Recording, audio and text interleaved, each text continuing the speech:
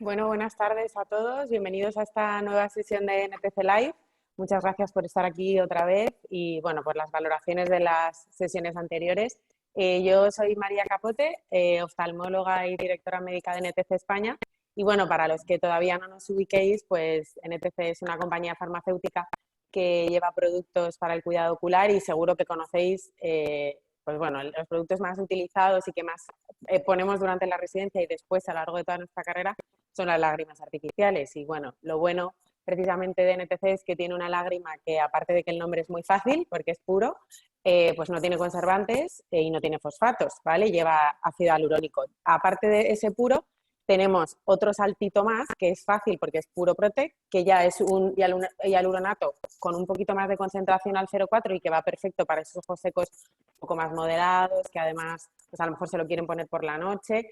Y una vez que ya tenemos esos dos, que podrían ser los de cabecera, tenemos Pure Epitel, que ya es un salto porque es un carbómero con espantenol. Y eso, pues no solo penséis en úlceras y desepitelizaciones o heridas, sino, por ejemplo, cuando empezamos a operar cataratas, a veces la herida se nos abre, ¿no? Y se nos desepiteliza un poco, pues es perfecto esas 2-3 primeras noches decirle al paciente hasta que vuelve otra vez el epitelio a estar íntegro que se ponga Pure Epitel. Entonces, bueno, después de daros a conocer un poquito los productos, que estoy segura que ya muchos de vosotros los conocéis, hoy, bueno, vamos a hacer una sesión muy dedicada a los residentes, sobre todo los residentes que habéis acabado ya. Enhorabuena a todos, y a los que, bueno, sois R4 y empezáis el último año. Creo que va a ser muy interesante porque vamos a preguntarnos precisamente eso, ¿no? ¿Qué hago después de la residencia? Y para eso tenemos 4 experiencias, incluida la mía. Voy a presentaros lo primero, aunque ya no esté de moda, a la chica. Entonces, bueno, os voy a presentar a la doctora Paula Larrañaga, que es especialista en retina en Oxford Eye Hospital. Y además a mí especialmente me hace ilusión porque fue mi R pequeña. Hola, Paula. Hola, ¿qué tal? Luego tenemos al doctor Luis León, que es especialista en polo anterior y es CEO de MOAT. ¿Qué tal? Buenas tardes, Luis. Ay, Luis, espera que tienes el audio sin ahora. Perdón, que Ahora. decía que saludos a todos y que muchas gracias por la invitación. Bueno, y bueno, tenemos también al doctor Luis Nova, que es especialista en polo anterior en la Clínica Central Ocular, también trabaja en la Clínica Nova en Linares y en el Hospital de Getafe. Pues buenas tardes, Luis. Hola, María. ¿Qué tal? Pues bueno, vamos a empezar un poco contando cada uno nuestra experiencia de cómo fue, vamos a retomarnos unos añitos y cómo fue ese fin de residencia y cómo fue vuestra evolución. Si quieres, Luis Nova, empezamos por ti y nos cuentas un poco. Bueno, sí, como ya me comentaste que también te habían preguntado cosas del paro, pues bueno, yo lo que hice fue juntar mis vacaciones finales para coger una rotación, ¿vale? Entonces hice una rotación mayo y junio de refractiva porque era un poco lo que yo tenía pensado luego hacer. Y luego me pasé directamente, me di el salto a un hospital de Madrid, en concreto a Torrejón, ¿vale? Donde ya el salto quirúrgico era un poquito más de volumen, que eso a mí me interesó bastante. Y luego cuando pasaron más o menos unos 6 meses, yo calculo que en noviembre o diciembre fue ya cuando pasé al preempleo, ¿vale? Y ya pasé a trabajar tanto en Getafe, que sigo ahí, en el Hospital de la Milagrosa, que es privado, y luego bajo también a Linares a trabajar. Entonces me divido la semana y total toco casi todos los palos. Muy bien, pues Luis León, cuéntanos tú cómo fue tu final y tu inicio. Bueno, yo creo que siempre los momentos clave profesionales, como pueda ser el MIR, como pueda ser bueno, el MIR, la elección de la plaza o el final de la residencia, muchas veces se ven influenciados por situaciones personales. Yo en ese momento dejé una relación que tenía sentimental y bueno, pues sentía que quería algo más, no solo a nivel profesional, sino también una nueva experiencia a nivel personal. Entonces yo me formé en un hospital de provincia, como es el de Castellón. Yo soy de allí, de Castellón. Y bueno, pues cuando acabé la residencia decidí que quería hacer algo más, tanto a nivel formativo, como os comentaba, como a nivel personal. Así que tuve la suerte que me abrieron una puerta para poder trabajar en Madrid y allá que me lancé. Y empecé haciendo privada con Alfonso Arias en el Hospital Vitas Madrid. Y bueno, era una privada de compañías, básicamente, más centrado en polo anterior. Eran mis inicios también con la refractiva, que me sentía bastante apoyado por él. Y ya cuando llevaba 10 meses en Madrid, más o menos, de hecho ya había conocido a la que ahora es mi mujer, que es madrileña, Pues yo conocí a Alberto Villarrubia, que es un especialista en córnea, pues, bueno, muy reconocido en Sí, España y que ha es hecho un una gran dios, sí. labor en Córdoba. Lo conocí en un congreso y de pronto un día pues me llamó, que bueno, quería alguien joven para trabajar con él porque estaba pensando en ampliar el plantel allí en la Ruzafa. Y pensé que era una oportunidad muy importante para mí a nivel profesional y no lo dudé. Dejé lo que estaba haciendo en Madrid y me fui a Córdoba. Entonces ahí, pues bueno, conocí lo que es una unidad de referencia en un centro de referencia no solo regional, sino también a nivel nacional. Ahí, por desgracia, a nivel personal, pues bueno, yo soy de Castellón, estaba muy lejos de mi familia, mi pareja entonces era de Madrid, entonces, pues bueno, pasado un año las cosas no se dieron quizá como todos esperábamos y decidí volver a Madrid. Decidí volver a Madrid, volví con mi antiguo jefe, con Alfonso Arias, y también decidí meter la cabeza en la sanidad pública. Cogí un contratito en el hospital del Escorial, que por cierto estuve estupendamente allí, y una vez se me acabó ese contrato de 4 meses porque era una baja de maternidad, pues tuve la santísima suerte, que suerte para mí, mala suerte para este hombre, pues que le dio un infarto y era una persona que trabajaba en la unidad de córnea del Hospital La Paz de Madrid. Entonces Ana Boto, que es muy amiga de Alberto Villarrubia, pues buscaba una persona ya con cierta formación de córnea. Y así se fue dando todo. Y entré en La Paz, que fue la suerte de mi vida, porque pasé un año estupendo. Y de Una la pena que no mano, coincidiéramos. una pena, sí. Y pues de la mano de ese volumen quirúrgico que pude desarrollar allí, que yo me sentía muy seguro quirúrgicamente, pues decidí que podía ser un buen momento para dar un salto para intentar capitalizar la mano. Y bueno, quise montármelo por mí mismo. En Madrid vi que era imposible por mí mismo, así que dije, ¿por qué no montar un centro propio en Castellón? Y todo un poco de la mano, una cosa detrás de otra, pues decidí montar mi propio centro en Castellón. ¿Y cuánto tiempo llevas Pues con el él? centro lleva abierto casi 2 años. Al principio yo seguía trabajando en La Paz, iba solo a trabajarlo 1 o 2 días a la semana. Lo tenía como algo exclusivo de pacientes privados. Y mi sorpresa fue que la cosa iba bien. Y lo no tan sorpresa fue que efectivamente la persona que suplía porque le dio el infarto después del año se incorporó. Entonces, pues bueno, decidí dar un salto, yo creo, valiente, que fue el de apostar por mi propio centro. En Madrid yo veía que los pisos estaban muy caros y bueno, pues Sí. dije, la calidad de vida que tiene Castellón, pues igual merece la pena aprovechar esto que he montado e intentar ver, bueno, si consigo pues llenar más días y apostando por ello, pues hacer que crezca. Y efectivamente así ha sido. Me centré más con la clínica. Al principio solo tenía gente para 2 o 3 días. Entonces, otra cosa que hice fue que me fui a trabajar, operaba 2 o 3 días en Barcelona con un grupo que se llama Admira Visión, de Jesús Costavila. Y operaba 2 o 3 días en Barcelona y luego pues trabajaba 2 o 3 días en Castellón.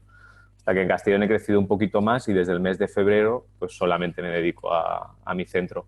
Y ahora pues hace 4 años que acabé la residencia, o sea que tampoco hace tanto.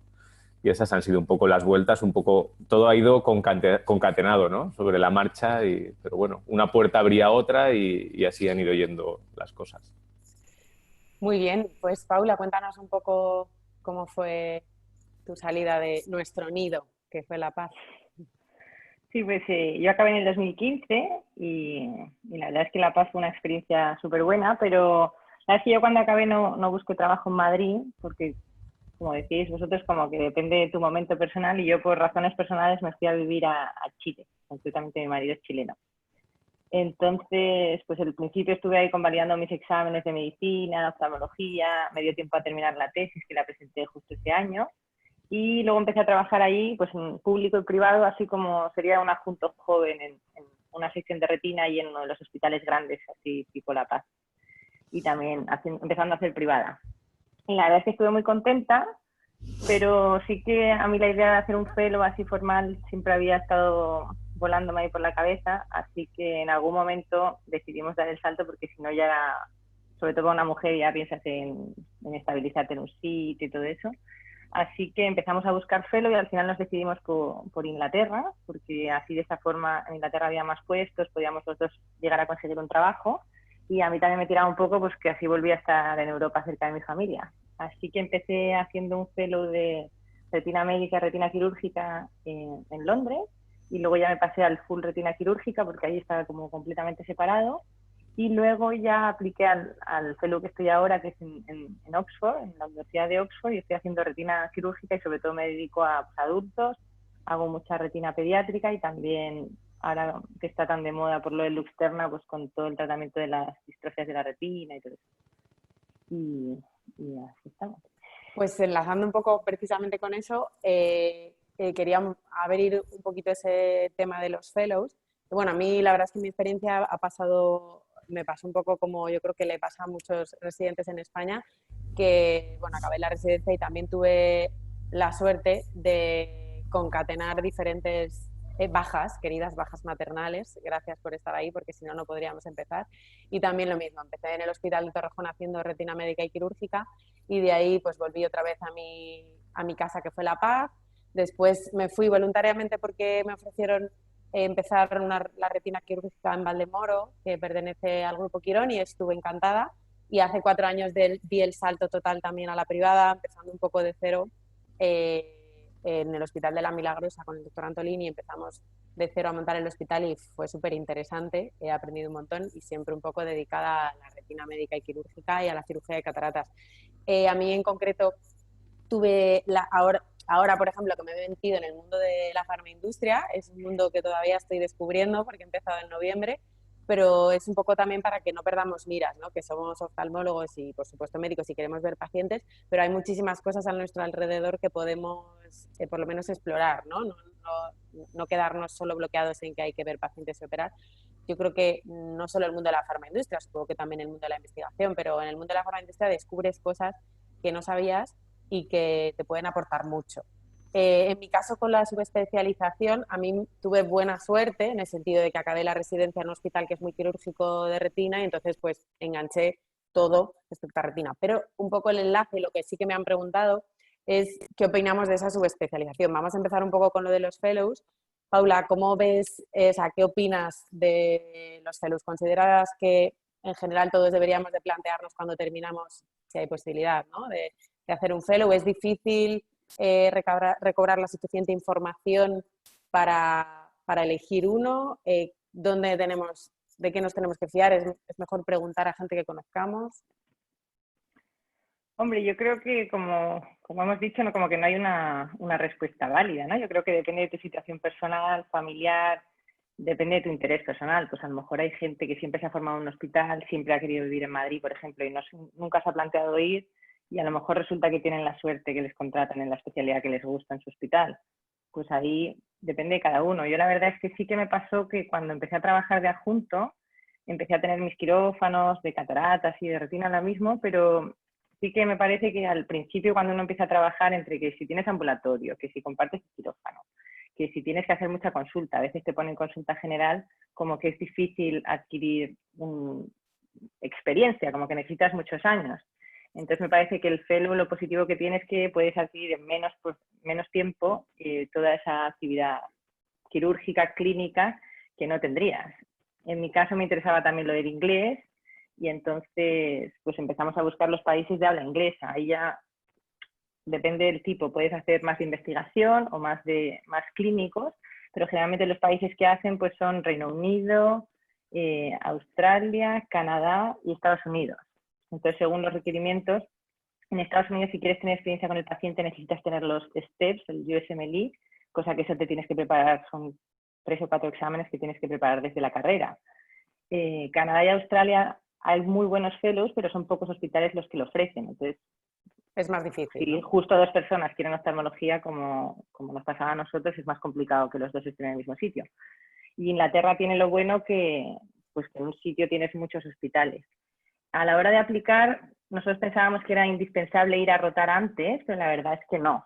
Como que eso yo creo que está bien, ir a rotar antes para que te conozcan, pero no es indispensable. De hecho, nosotros nos cogieron sin que hubiéramos ido a rotar antes. Y sí que a la hora de aplicar, sobre todo yo creo que donde los españoles nos quedamos un poquito más atascados es en el inglés. Entonces, si hay alguien escuchando que es R3, por ejemplo, y el año que viene le gustaría hacer un fellow, yo sí que creo que deberían empezar por el inglés. Ese es mi mayor consejo, empezar para sacarse la IELTS, porque ahí es donde mucha gente se queda atascada. Entonces, para mí ha sido una experiencia súper positiva. Y no solo por lo del trabajo, sino porque te vas a vivir a otro país, conoces otras realidades, otros sistemas y así sales un poquito de la realidad española, que a veces la oftalmología en España es muy buena, pero estamos como sesgados. Están preguntando que, bueno, que en concreto sobre el fellow del segmento anterior, que bueno, que imagino que un poco la pregunta es, bueno, pregunta que si son muy caros. Claro, para empezar, los fellows generalmente no pagas. O sea que en España hay fellows de tipo de limo y no sé, que ahí sí que creo que pagas. Pero yo no sé si esos fellows te dan tanta experiencia quirúrgica porque es un centro privado. La verdad es que de ahí no puedo hablar mucho. Yo cuando fui a rotar el IMO, perdona, pero fui de residente, de R3 o de R2, y sé que había había como una especie de fellow que creo que está en un año subespecializándose, si hay alguien del IMO que nos está viendo, que nos instruya. No sé muy bien exactamente cuál es el nivel. Sé que estaban todo el rato a su lado, pero yo solo podía estar en quirófano y no sé cuánto les dejan operar ni nada. Sé que el IMO es espectacular en cuanto a docencia, a mí me enseñaron muchísimo, pero no sé exactamente en esa subespecialización cómo está, la verdad. Pero claro, desde luego ahí pagabas. Claro, en Canadá, por ejemplo, el problema es que hay algunos que no te pagan. Entonces, a no ser que tengas alguna beca o una sociedad o que tengas muchos ahorros, vivir un año sin cobrar es duro. Pero en Inglaterra estás contratado, tienes un sueldo bueno, no es el sueldo del consultant, pero tienes un sueldo muy bueno que te da para vivir en Londres bien. O sea que en Inglaterra, si uno hace un fellow, le pagan porque estás contratado y estás haciendo un trabajo. Y creo que en Australia también y en Canadá depende de los hospitales. O sea que si es algo pagado, me imagino que será tipo IMO. Y para elegir, bueno, yo supongo que para elegir en cada especialidad, ¿no? ¿A dónde acudir? ¿Qué es lo mejor? ¿Dónde acudir para informarse? O... Al final, en todas las páginas web de los hospitales ofrecen, pero mi experiencia, que es lo que yo conozco de Inglaterra, si quieres algo así más médico, no tan demandado como es retina médica, que hay más plazas, neurooftalmología, oftalmología pediátrica, glaucoma, sí que puedes a lo mejor acceder a uno de los grandes hospitales de primeras. Si quieres algo de lo más demandado, que es vitreoretina, polo anterior y oculoplastia, ahí es difícil que te cojan en el sitio top de primeras. Ahí lo más probable es que tengas que aplicar a un fellow de un hospital más pequeño y luego ya lo consigas. Pero eso en Inglaterra es como muy fácil porque hay una página web que se llama nhs.jobs y ahí uno busca Ophthalmology Fellow y le van saliendo y incluso puedes empezar a aplicar porque siempre es el mismo template que tienes que rellenar con tu experiencia y luego lo puedes ir mandando. O sea, que si alguien os podéis meter o podéis hacer lo que eso es totalmente gratis, aunque no lo mandéis, y así veis los requisitos que piden para cada uno. Y respecto a la subespecialización, entre comillas, en España, hablar un poco más por los Luises, ¿qué opináis? Me han preguntado mucho, ¿debo coger cualquier contrato? ¿Tengo que esperar al contrato de la subespecialidad que más me gusta? Yo luego, si queréis, también me mojo, pero... Sí, yo, bueno, siguiendo un poco el hilo de Paula, sí que me gustaría decir que efectivamente el fellow, si lo que te gusta es tu especialidad o estás interesado en una subespecialidad, es lo que todo el mundo desearía hacerlo, pero no significa que si no lo haces te tengas que quedar, o sobre todo los R4 que van a ver que compañeros suyos le cogen en un fellow, a lo mejor ellos se ven con un agobio de, joder, y yo no lo voy a hacer, me voy a quedar a la cola, bueno, no tiene por qué, ¿no?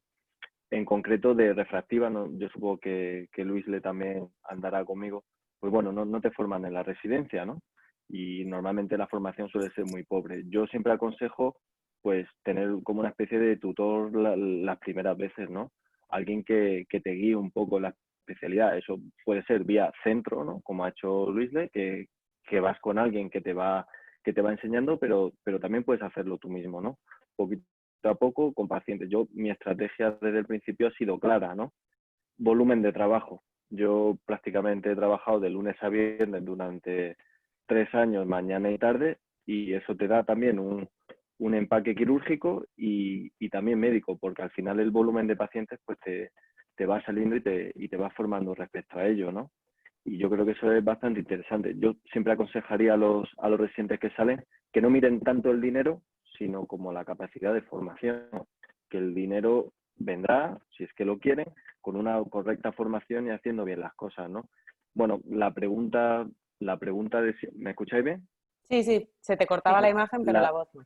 Sí, la pregunta que me ha hecho mucha gente que ha salido es, oye, ¿cómo para operar multifocales o hacer cirugía láser? Digo, hombre, para eso date primero tu tiempo, intenta ir quirúrgicamente paso a paso, sin prisa, porque muchas veces una ansia de operar cuando sales de la residencia te puede llevar a malas experiencias y que pegues un frenazo de autoestima y eso te puede frenar un poco. Pero vamos, mi consejo, ya te digo, es que empecéis a trabajar en todo lo que podáis para luego ir seleccionando lo que queréis y no mirar tanto el dinero, sino la capacidad de formación. Obviamente teniendo una base para poder vivir y pagar un alquiler y hacer un poco vida normal.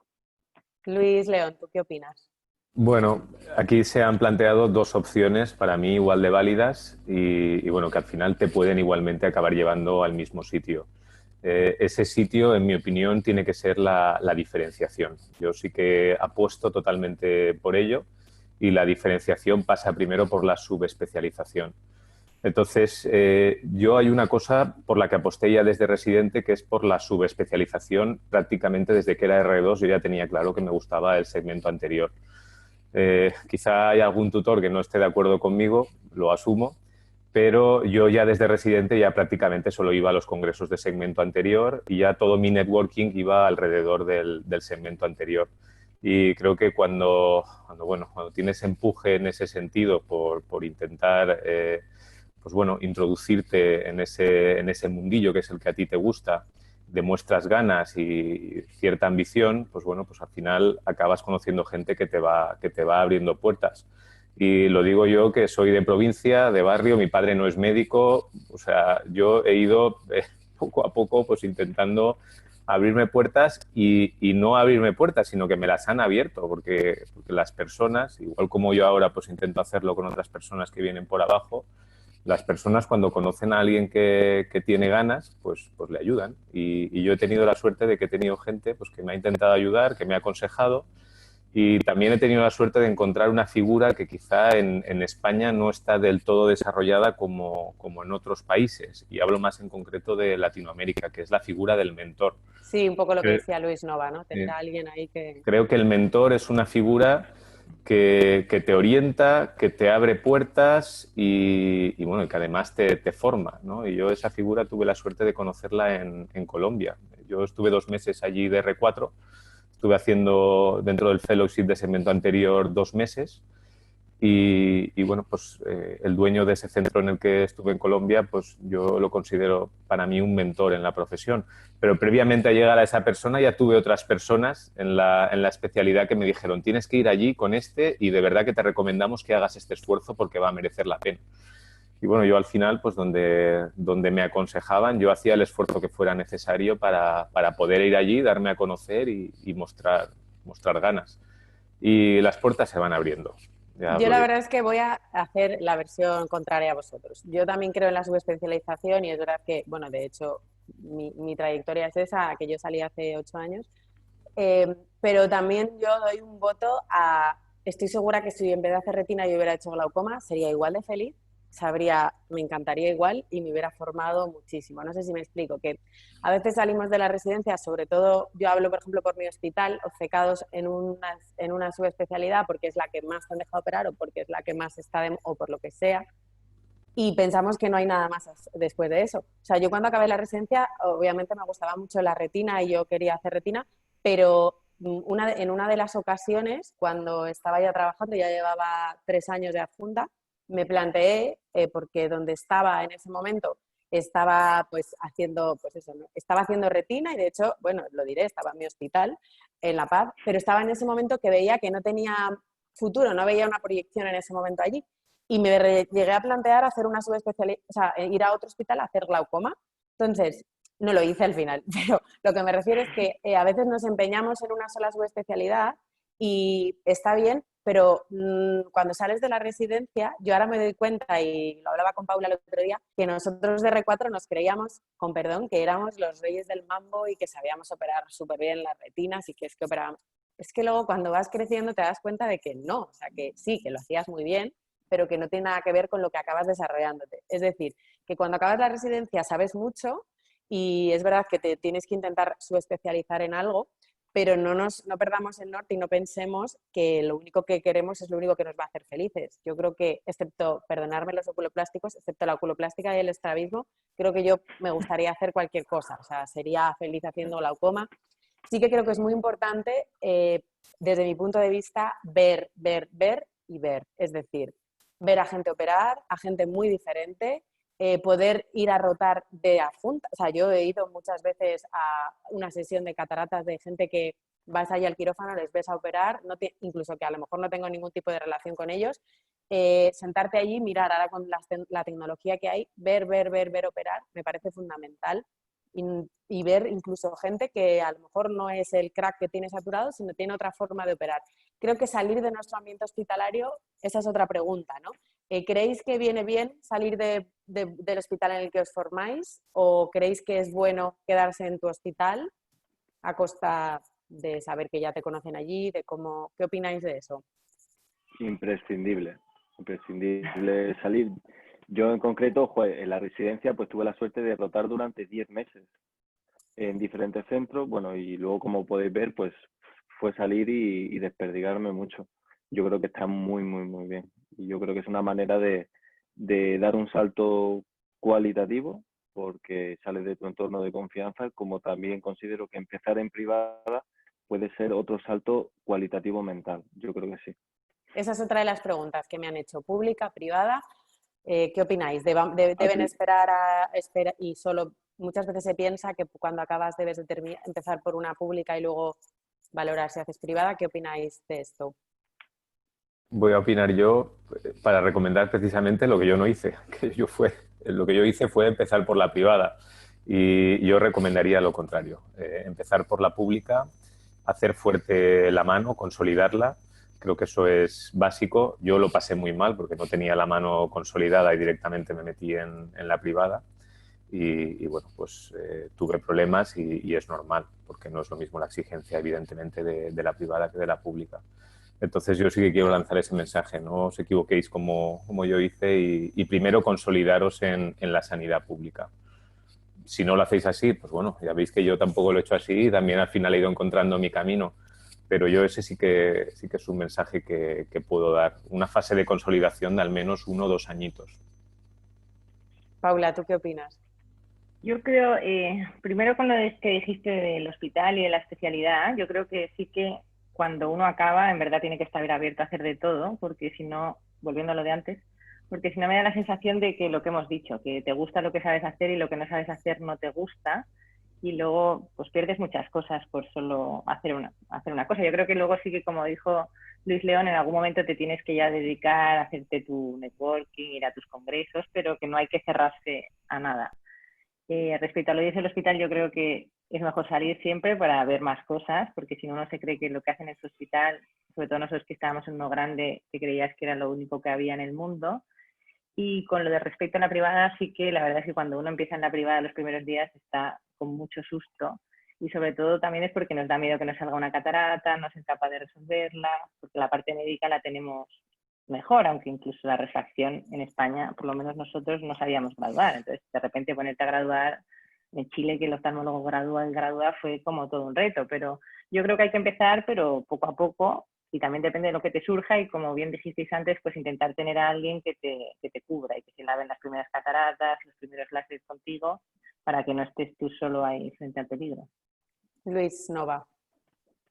Sí, lo que he dicho, bueno, a ver, no nos vamos a engañar, si te ofrecen un buen contrato en un hospital grande en el que es el tuyo, lo normal es cogerlo, eso es una realidad, o sea, no hablamos de bajas y cosas yo así yo cutrillas. esto no lo cojo porque me han dicho en NTC que salga de aquí, ¿no? Y me voy al Escorial, ¿no? Pero bueno, yo creo que sí, que es importante coger mano, la verdad, yo creo que la consolidación no va tanto por volumen, sino por... Ay, Luis, se te acaba de cortar la voz. A ver. Si gano la residencia. Ahora. ¿Luis? No, espera, Luis, que se te ha cortado la voz. Bueno, vamos a esperar un momento a ver si retomamos con Luis. Bueno, yo voy a decir lo contrario que dice Luis. Luis, repite que se te ha cortado la voz. ¿Qué catarata? Porque no tiene Y a No, partir de ahí yo Luis, siempre digo que a ver, Luis, ahora espera, que creo que no me un estás poquito oyendo más tú a mí tarde, y se otros un corta. poquito.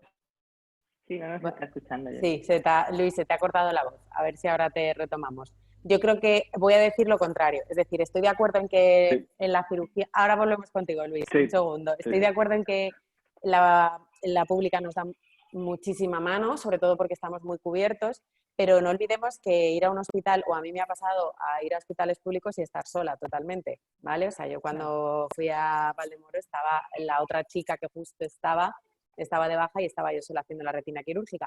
Pero incluso cuando os pase eso, acordaros de que tenéis Rs mayores, a mí me han venido a ayudar, yo he ido a ayudar a Rs pequeños, no os olvidéis de eso, que estéis en el hospital que estéis, vosotros podéis pedir ayuda a la gente que hay alrededor, que siempre van a ir, y yo lo he pedido y han venido, y a mí me han pedido y yo he ido.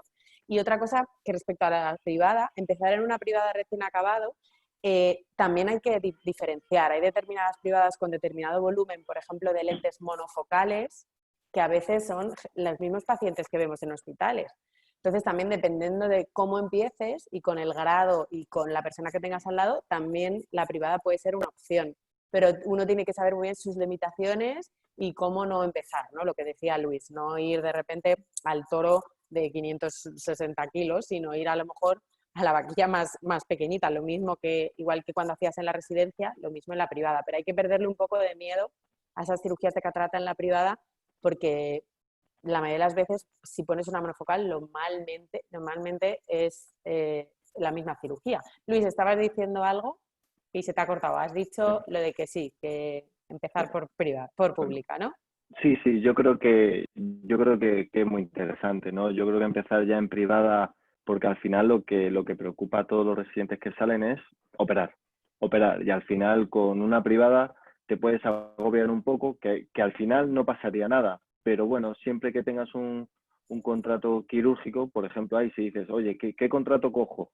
Pues yo lo tengo claro, en el que operes más, aunque esté más lejos, aunque te toque moverte más y madrugar más, yo creo que es donde más volumen de cirugía tengas, a no ser que sea un contrato muy interesante de cara a largo plazo, por supuesto. Están Ya que preguntando que solo hablamos pregunta el chat, de cirugía sí. y que qué pensamos tras acabar la residencia, que si estamos bien preparados para tratar pacientes. Venga, Luis León. Venga, Contesto yo. sigo. Sí. Bueno, no se debería de hacer esta diferenciación y lo digo totalmente y absolutamente en serio entre el paciente público y el paciente privado. Pero evidentemente el paciente privado siempre es mucho más exigente desde el punto de vista del trato. Bueno, yo creo que eso va en parte un poquito innato y en cómo te han educado, porque pues en la residencia son cosas que se dan por asumidas y en las que no se hace demasiado hincapié a la hora de formar a un residente. Entonces, yo creo que una persona, pues bueno, tiene que ser un poquito consecuente con cuáles son sus limitaciones a nivel de trato personal y tiene que saber, pues que, bueno, hay personas que no les va dorar la píldora a un paciente de la privada o tener la suficiente paciencia como para aguantar lo que haya que aguantar en una consulta. Entonces, eso tiene que ser un ejercicio de autoinspección, de que la persona pues, se conozca a sí misma y creo que eso es importante a la hora de dar el salto a la atención privada, porque sin duda el trato con el paciente es capital. Entonces, efectivamente, no tenemos másters, no tenemos rotaciones en trato con el paciente, así que tiene que ser la persona o la que desarrolle esas habilidades o la que si se ve incapaz de poder llevarlas a cabo, pues que a lo mejor se autolimite para la atención privada de exigencia, que las compañías aseguradoras también lo son. No nos vamos O decirle a NTC que haga un máster de cómo tratar al paciente privado, eso estaría bien. Están preguntando si creemos que aparte de la cirugía estamos bien preparados para, yo creo que más que el trato con el paciente, supongo que se referirán a la parte médica, ¿no?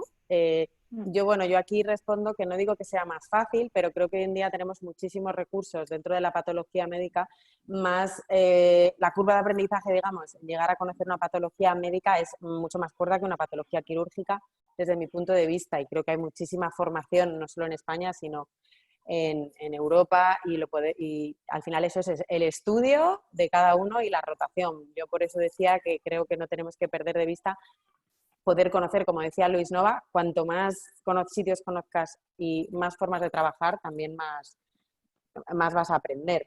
Están haciendo una pregunta, venga Luis Nova, a ver si quieres contestar. Sí. ¿Qué opinas? Quedarte en unos, te lo digo porque como tú estuviste en Segovia, puede encajarte. Sí. ¿Prefieres quedarte en un hospital pequeño en el que tampoco hay un acceso a una figura mentorship? Sí.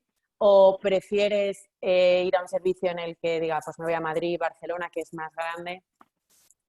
Bueno, a ver, voy a intentar contestar más cositas respecto a lo que has dicho antes, María. Sí que aunque por mucho que hablemos de especialidad, yo por lo menos nunca me gusta perder la oftalmología general, de hecho porque la practico muchísimo, ¿vale? La subespecialidad, pues a no ser que estés en un centro súper puntero, pues muchas veces te va a tocar ver de todo.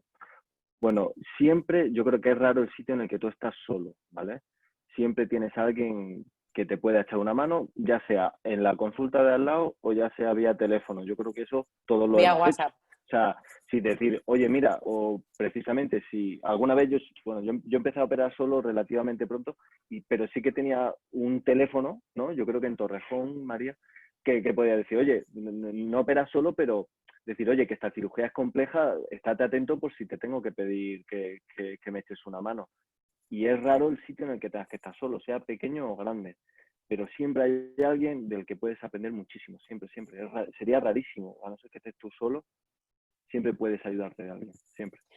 Yo creo que es que la pregunta de Hospital Pequeño Madrid es que es muy complicada porque depende del tipo de contrato, de dónde estés. Yo, por ejemplo, opté a eso, a estando en un hospital grande como era La Paz, irme de ese hospital que era mi casa y que, vamos, tengo los mejores de los recuerdos, a uno más chiquitito a las afueras de Madrid, precisamente porque la proyección que iba a tener, tanto quirúrgica como médica, iba a ser más interesante.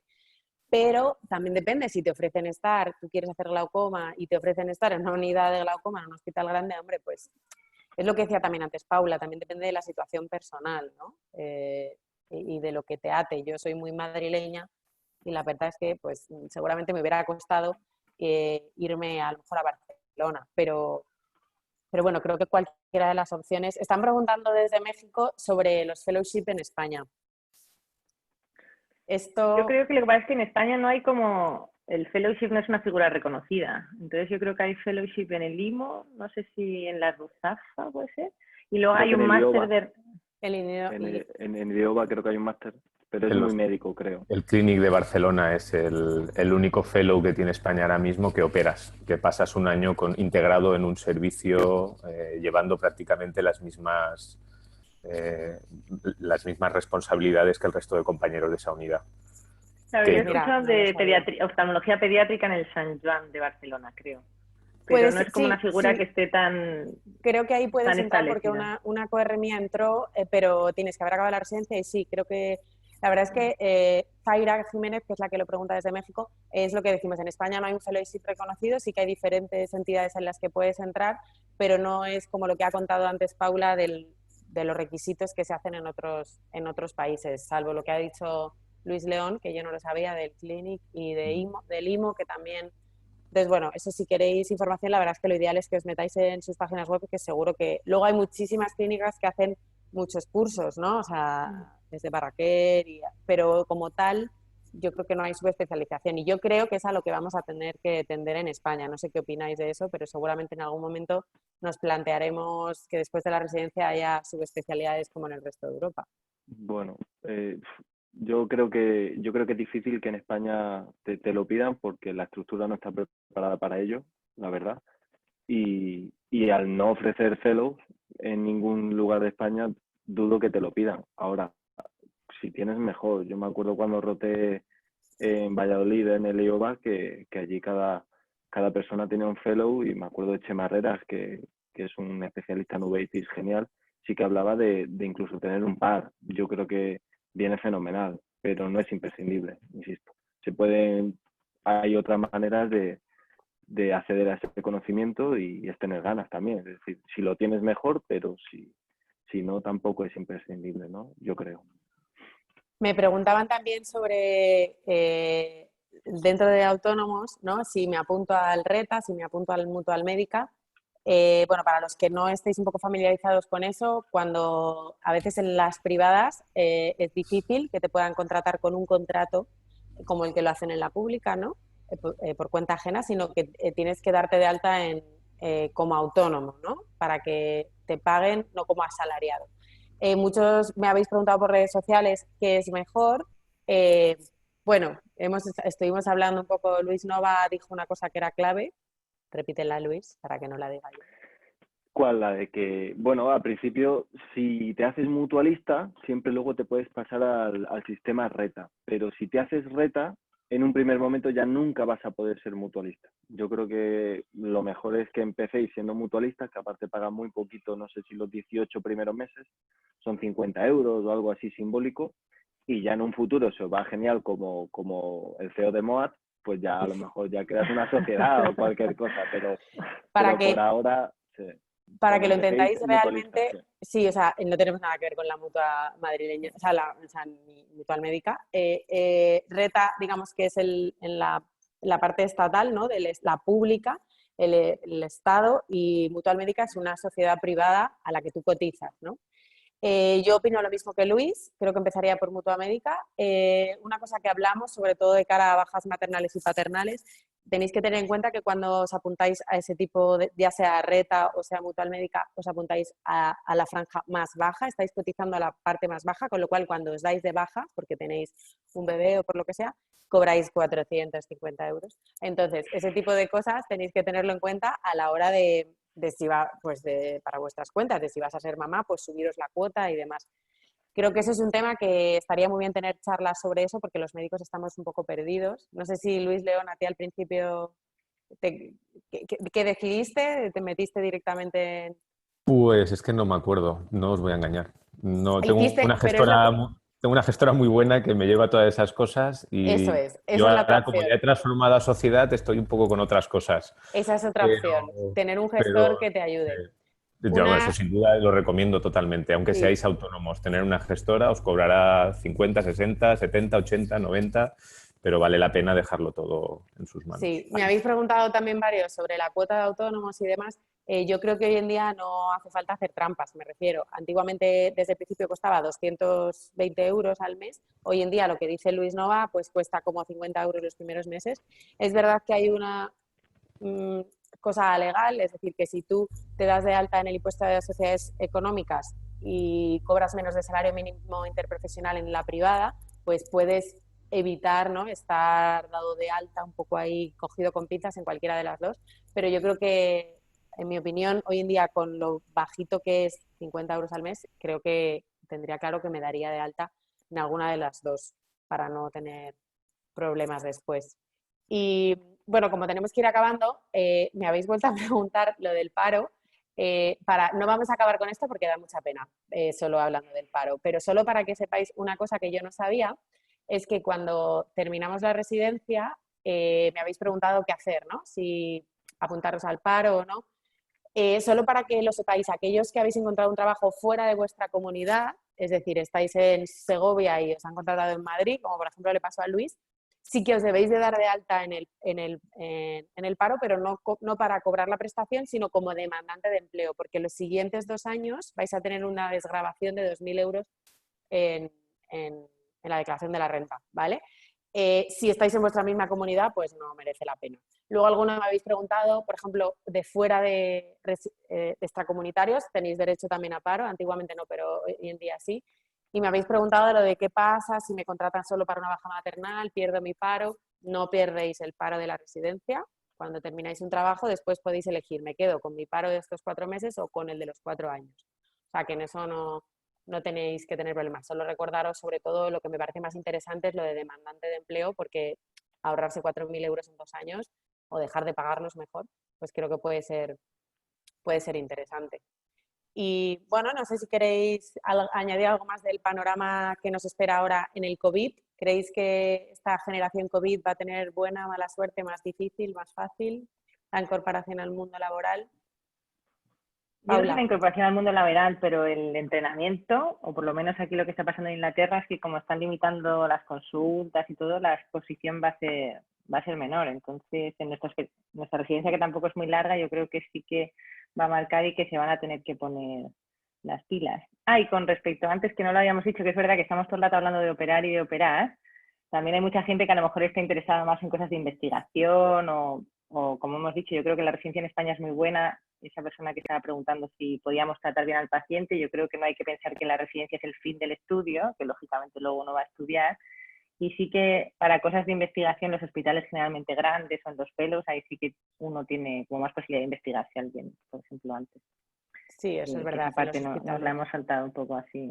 Pero con el COVID yo creo que se van a tener que poner las pilas en que no les pongan a hacer virtual clinics todo el día, así al teléfono, y que en algún momento tienen que negociar cuáles van a ser sus condiciones, porque si no se les puede ir al final, entre lo tonto, 6 meses, un año con esto del coronavirus. Sí. ¿Vosotros, Luises, qué creéis que en España? Sí, bueno, al final está cambiando un poquito todo. Y también para juntos jóvenes que quieren, bueno, acelerar un poco esa curva de aprendizaje, bueno, que tengan paciencia. Estamos todos igual, que estén tranquilos, que al final la residencia no es el fin del estudio, como dice Paula, que luego se continúa y seguirá habiendo contratos, seguirá habiendo pacientes y que tengan paciencia. Eso es. Luis León, ¿opinas lo mismo? Bueno, se nos ha abierto desde hace varios meses una ventana de incertidumbres porque nunca habíamos tenido en tiempos recientes una situación como la actual. Podríamos divagar mucho sobre ese tema a nivel de sociedad, a nivel económico, pero por supuesto dentro de la profesión, a nivel docente, a nivel de seguir formándose, pues se plantean muchas dudas que ahora mismo creo que no estamos capacitados para resolver. Yo igualmente quiero lanzar un mensaje de optimismo. Parece ser a nivel científico que todos están caminando hacia que la posibilidad de la vacuna va a ser real más tarde o más pronto. Y bueno, pues de la mano de eso recuperaremos una normalidad que ahora mismo, pues evidentemente no lo es tanto. Así que, bueno, esto pasará, que son unos meses y quizá la pública es la que más dañada se ha visto. No sé si estáis de acuerdo conmigo, Luis Nova, que tiene una clínica mucho más grande que la mía en Linares, y bueno, María, que tiene un conglomerado de centros mucho más grande que lo mío y en una ciudad como Madrid.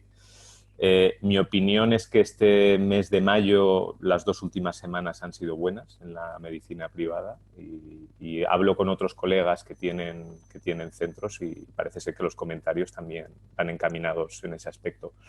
Así que yo quiero ser Sí. optimista y la sanidad pública volverá también a ser la sanidad pública, que es la estrella de nuestra sanidad.